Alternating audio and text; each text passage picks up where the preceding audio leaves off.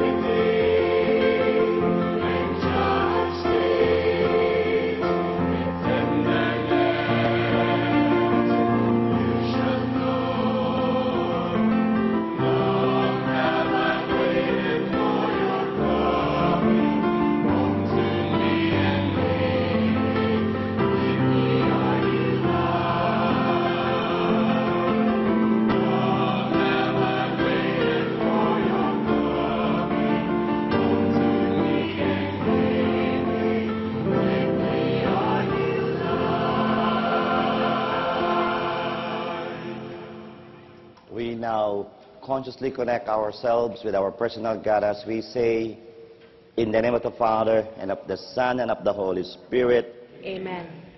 The hour has come for Jesus to suffer and be glorified. May His gift of salvation be with you all. And also with you. So we are connected, gathered, not only in the name of God, but we are here gathered, connected as one family, kapamilya. So we now acknowledge the presence of each one of us by greeting a good morning. Good morning.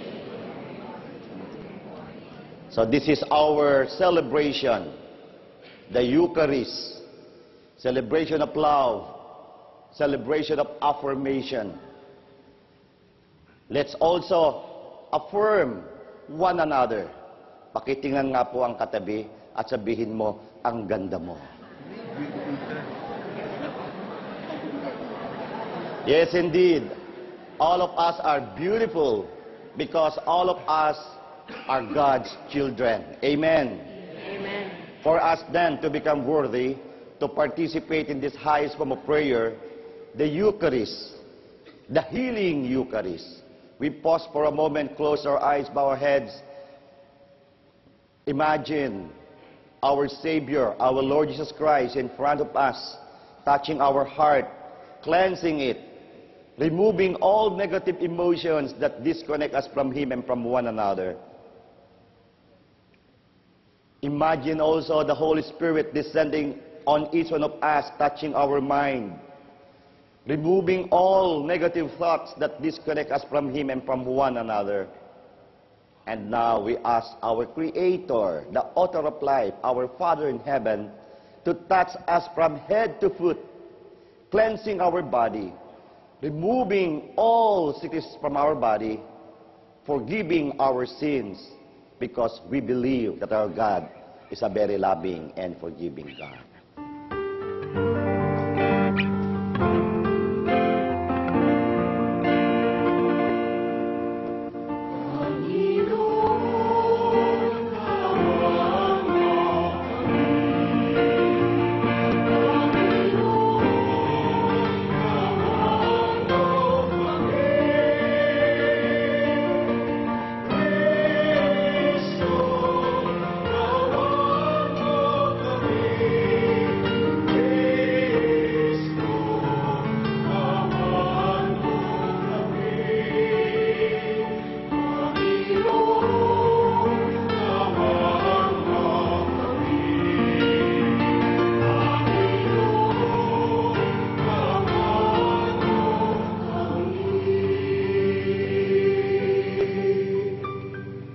May Almighty God have mercy on us, forgive us our sins, and bring us to life which is everlasting. Amen. Let us pray for the courage to embrace the world in the name of Christ.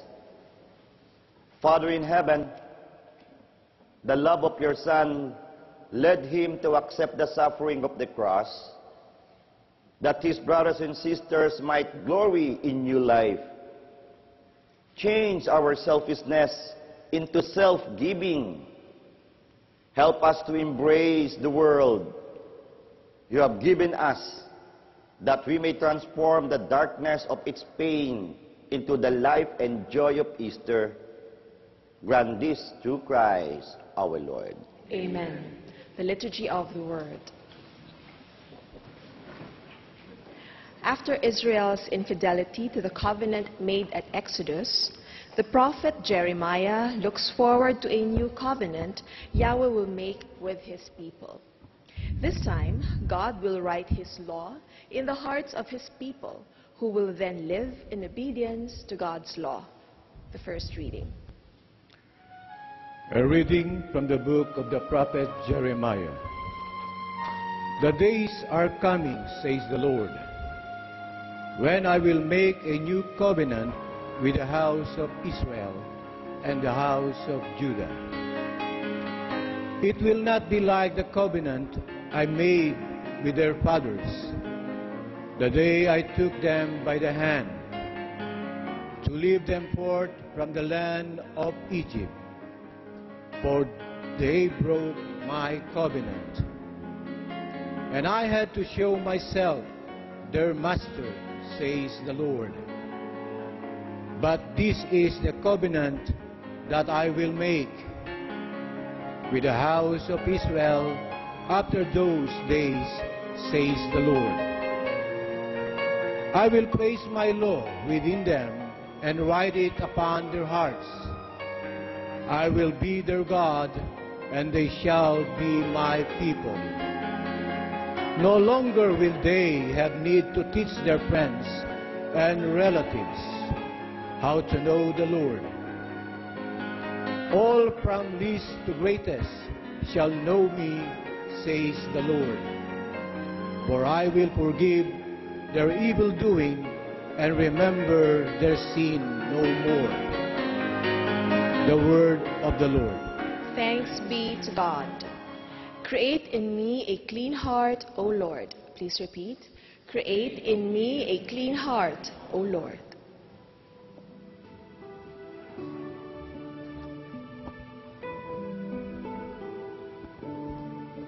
Have mercy on me, O God, in your goodness. In the greatness of your compassion, wipe out my offense. Thoroughly wash me from my guilt, and of my sin cleanse me. Create in me a clean heart, O Lord. A clean heart create for me, O God, and a steadfast spirit renew within me. Cast me not out from your presence, and your Holy Spirit take not from me. Create in me a clean heart, O Lord. Give me back the joy of your salvation, and a willing spirit sustain in me. I will teach transgressors your ways, and sinners shall return to you. Create in me a clean heart, O Lord. Jesus learns obedience to the Father through suffering. In this way, he becomes the source of our salvation. The second reading. A reading from the letter to the Hebrews. In the days when Christ Jesus was in the flesh, he offered prayers and supplications with loud cries and tears to the one who was able to save him from death. And he was heard because of his reverence. Son though he was, he learned obedience from what he suffered. And when he was made perfect, he became the source of eternal salvation for all who obey him. The word of the Lord. Thanks be to God. Let us now honor the Holy Gospel.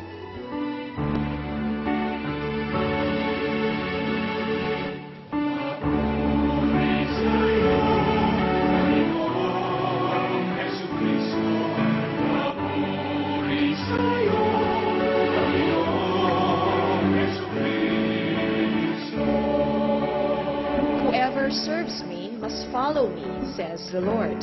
And where I am, there also will be my servant.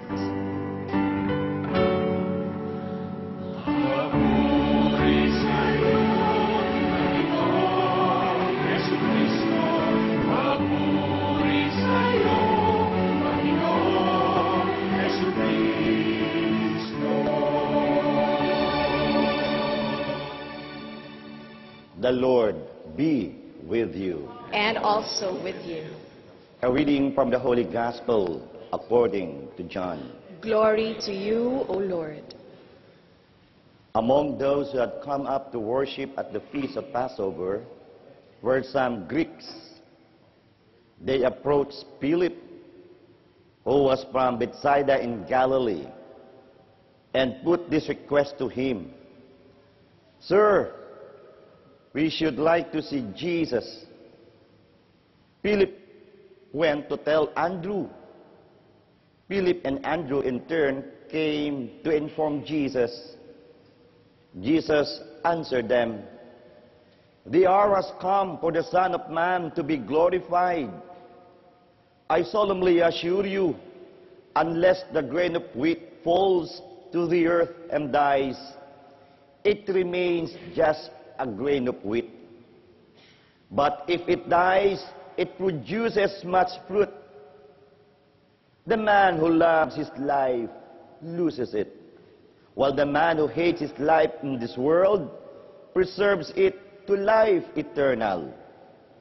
If anyone would serve me, let him follow me.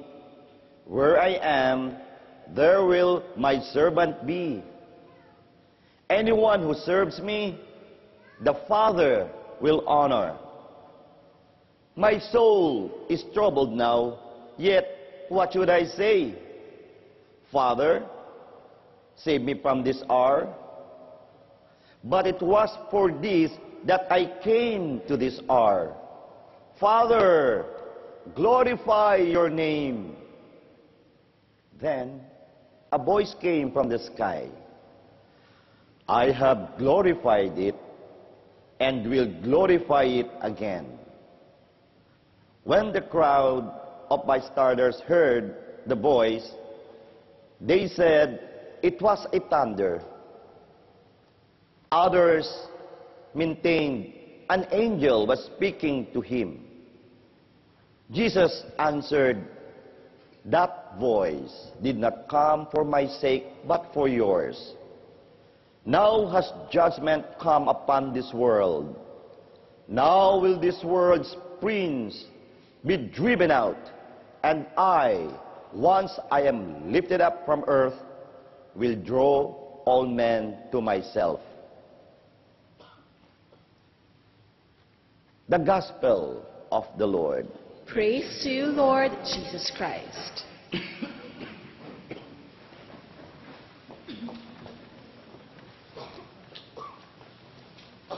Diyan po sa norte, naimbaga bigat yung amin apo. Visayas, Mindanao, maayong buntag sa inyong tanan. What's the good news? Tingnan kagad ang katabi at sabihin, ikaw ang good news. Congratulations to 2012 graduates. Palakpakan po natin. Nag-graduate sa college, sa high school, grade school, preschool. Ganun na rin ang nag-graduate or graduates ng TESDA. Kaya congratulations. And I also would like to congratulate our CHED RO Region 4B. Ito po ang office, regional office ng CHED. Kami po, we are now separated from malaking Southern Tagalog region. Kaya hinati na AB. Kaya yung 4B is Memaropa. Mindoro Occidental, Mindoro Oriental, Marinduque, Romblon, Palawan. Kaya Memaropa. Ang aming pong direktor ng CHED, si Dr. Chioticia Tagibaw. We met all the presidents, lahat po ng school, private, government schools, SUCs, nag-meet po ang lahat ng presidente sa region namin, sa tertiary, sa college. Kaya mayroon kaming bagong pangalan ng asosasyon, Association of Memaropa Higher Education Institutions. Ang kanyang acronym, AMHI, laging high. Kasi ang aming director, si Dr. Tagibaw, talaga naman masipag. Kaya palakpakan po natin. At we also elected our president, actually vice president siya noon, ngayon ay presidente na ng aming asosasyon, Dr. Jimsy Reyes, dyan po sa Oriental Mindoro. Congratulations also, nabanggit ko na, siyempre, doon po sa mga SBD schools, lalong-lalo na po sa aming school, Divine Word College of San Jose. Para ito'y paalaala, Lenten Recollection, 5th Sunday na po, next week, nako, Palm Sunday na. Kaya meron tayong recollection dyan po sa San Juan. So, the Healing Eucharist Loving Prayer Partners Community, in cooperation with the local government of San Juan, Holy Saturday or Black Saturday, April 7. Kayo mga pari po dito sa ating The Healing Eucharist, Father Falier, Father Orbos, Father Suarez, yours truly, kami po ang Recollection Masters, kasama si Father Lino Nicasio.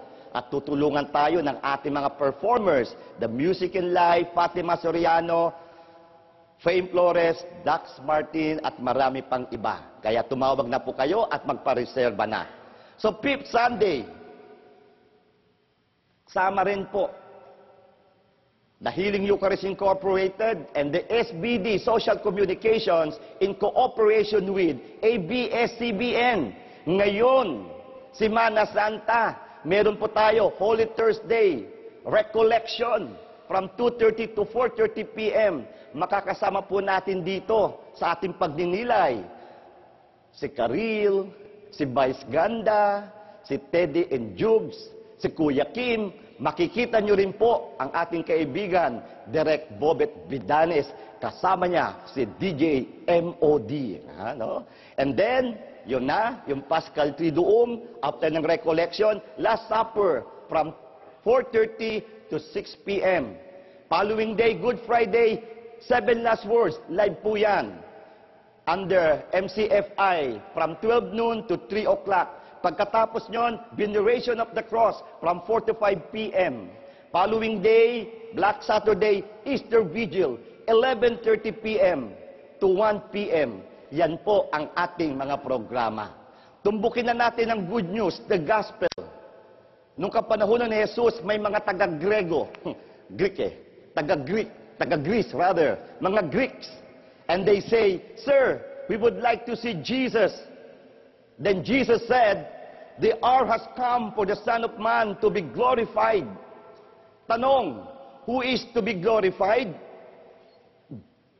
Jesus immediately said, Father, glorify your name. Yes, the Son of Man has to be glorified. But Jesus said, Father, glorify your name. Yan po ang ating gospel taken from John 12, verses 20 to 33. And then suddenly there was a voice, I have glorified it and will glorify it again. That's the Father, the voice of the Father from heaven. So the question is, sino ang dapat i-glorify? To God alone be the glory. Ang ganda na to sa Latin. Soli Deo Gloria. To God alone be the glory. Ang Diyos lamang dapat ang tunay na niluwalhati at sinasamba. Pakitanong ang iyong katabi, do you want to be glorified? Kaya yung iba, sarili ang gino-glorify, ang sarili ang niluluwalhati. Kaya kagad, ang sabi ni Jesus, whoever loves his life, loses it. Ang tindi. Ikaw ba makasarili? Mahal mo lang sarili mo? Mawawala yan. And then Jesus said, whoever hates his life in this world will preserve it for eternal life. Sinabi ditong hate, meaning those who offer their lives to God will inherit the kingdom and will enter eternal life. Pakitanong uli ang katabi mo, anong gusto mo? Ayan, no? So God alone should be glorified. But God could also be glorified through us. Yes, it's God. But we, as children of God, God could be glorified through us. So hindi ang sarili ang nag-glorify. Ang dapat luwalhatiin ang Diyos. At kung tayo ay magsisilbi, iaalay natin ang sarili natin sa Kanya, then God could be glorified through us. Amen. Feel mo? Gets mo? Gawin mo. Ayan, no? So, we glorify God every time we remember good people. Tama po? Kaya kapag naalaala natin si St. Francis, si Blessed Mother Teresa of Calcutta, si Blessed John Paul II, may tuwang-tuwa tayo. We glorify God through them. At ang pinakamaganda sa biblical passage ngayong araw na ito is John 12:24. John, 1 dosena, 2 dosena. Madaling maunawaan. 12:24. Anong sinabi ni Jesus? Unless a grain of wheat falls to the ground and dies, it remains just a grain of wheat. But if it dies, it produces much fruits. Napakaganda. So, how can God be glorified through us?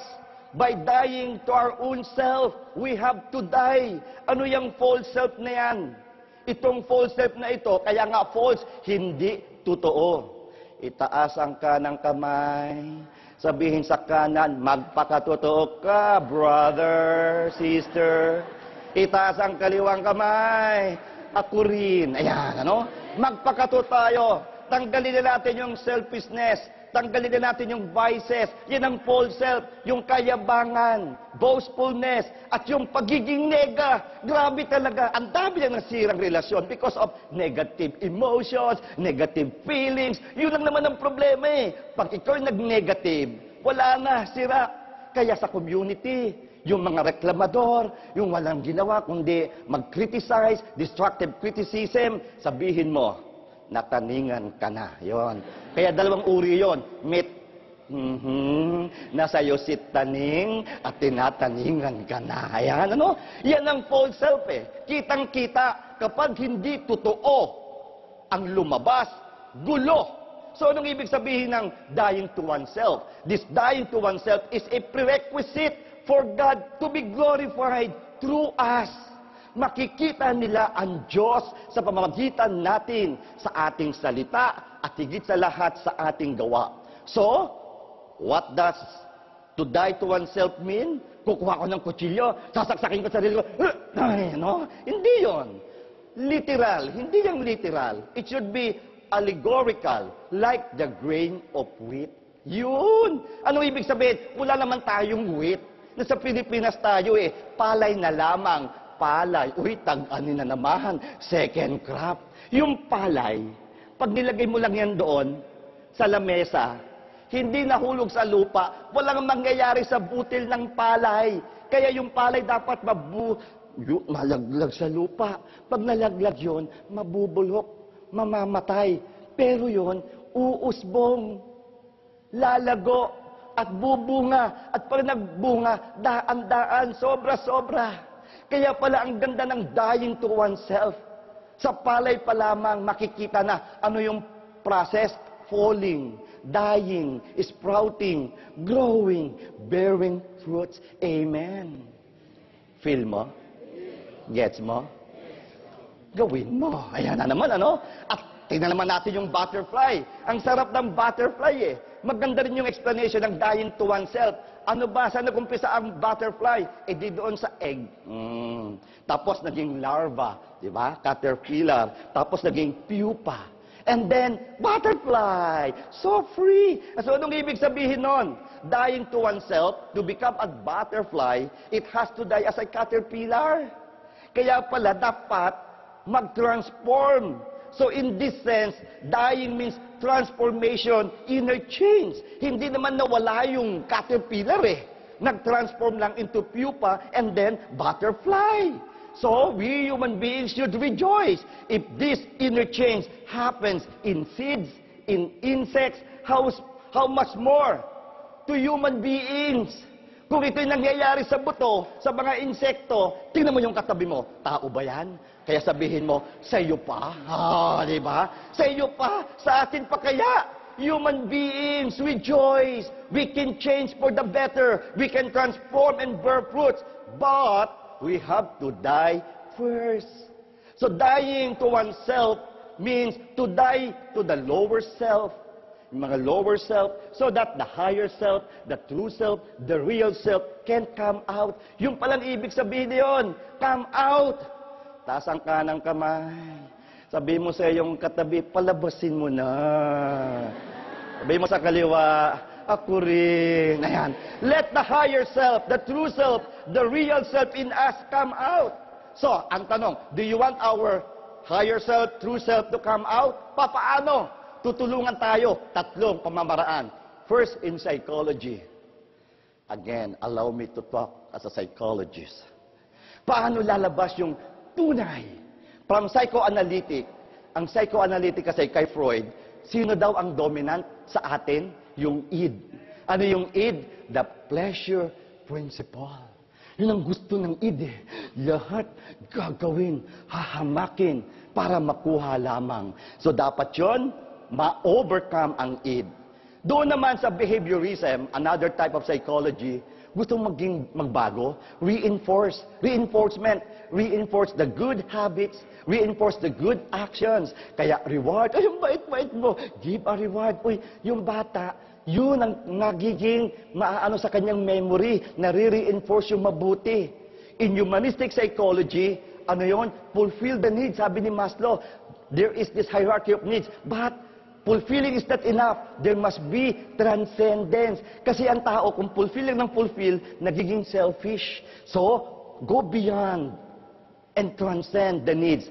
Until, yung sa fourth psychology, ito na, yung transpersonal and integral psychology. Anong ibig sabihin? Attain the highest level of consciousness and integrate all the aspects of life. Anong ibig sabihin? Merong lower self, merong middle self, merong higher self. Kaya yung lower self, pre-conscious pa lang. Ngayon conscious, pero merong super-conscious. Yun ang dapat, yung super-conscious ang mag-dominate para yung higher self, true self, can come out. So, do we want our higher, true, real self to come out? Merong sa psychology, meron din sa philosophy. Ancient philosopher, si Plotinus noong pa lang, thousands of years ago. Paulit-ulit ko itong sinasabi niya, ang tao raw nasa gitna. Tingnan mo yung katabi mo, tao na ba? Taas ang kanang kamay. Sabihin sa kanan, nasa gitna ka.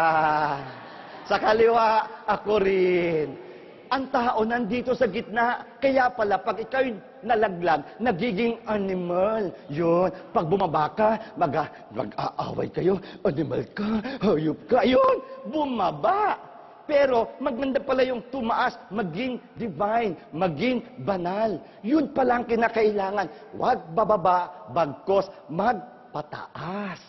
So, anong gagawin natin? Mayroong psychology, mayroong philosophy. Ang masarap, theology, especially Catholic doctrine.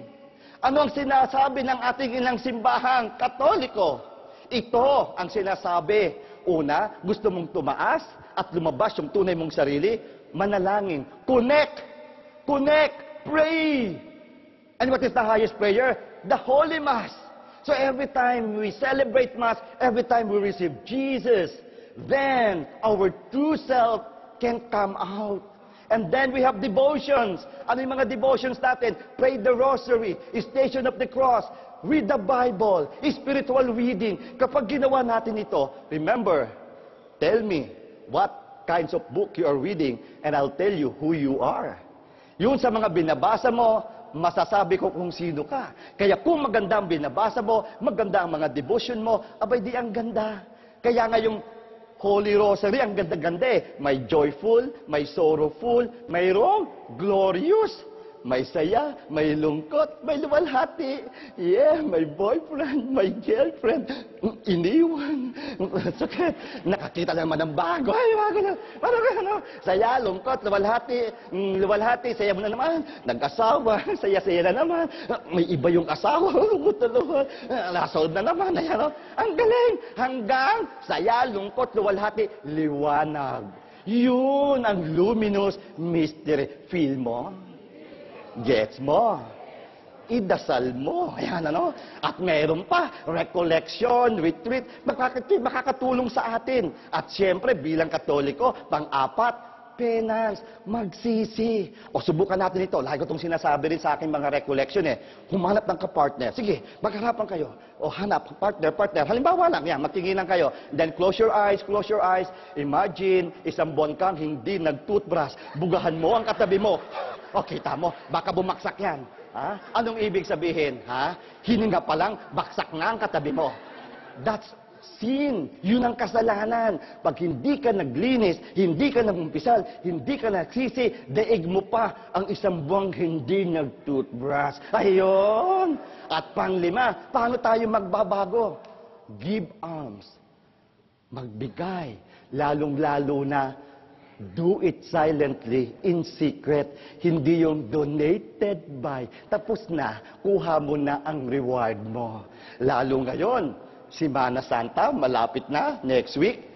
Ngayon na ang panahon. Let's glorify God.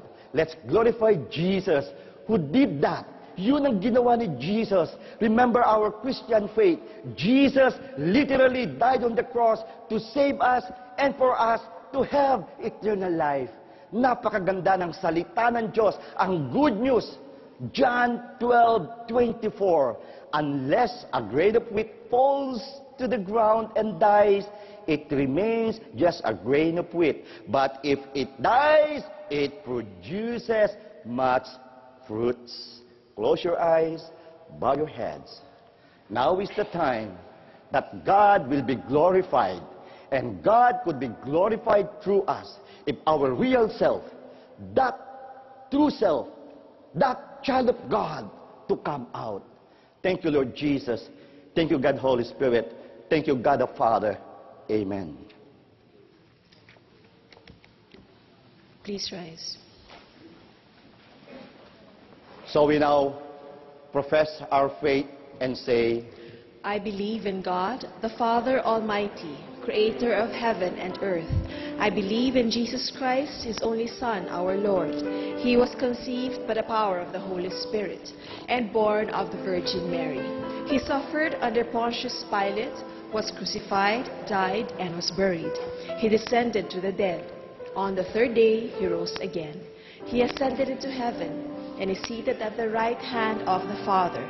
He will come again to judge the living and the dead. I believe in the Holy Spirit, the Holy Catholic Church, the communion of saints, the forgiveness of sins, the resurrection of the body, and life everlasting.